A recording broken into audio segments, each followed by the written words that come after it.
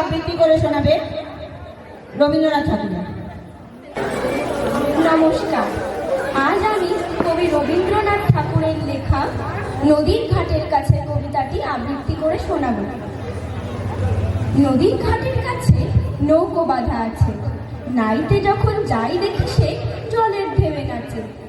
আজ গিয়ে সেইখানে দেখি দূরের পানে, মাঝ নদীতে নৌকো কোথায় চলে ভাটার টানে।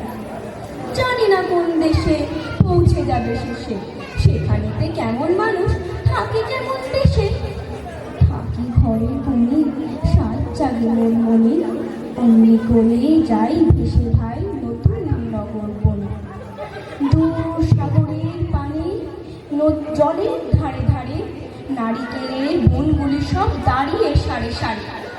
পাহাড় চূড়া সাজে নীল আকাশের মাঝে, বরফ ভেঙে ডিঙিয়ে যাওয়া কেউ তা পারে না যে। কোন সে বনের তলে নতুন ফুলে ফলে, নতুন নতুন পশু কত বেড়ায় তলে তলে। কত রাতের শেষে নৌকো যে যায় ভেসে, বাবা কেন আপিসে যায়, যায় না নতুন দেশে।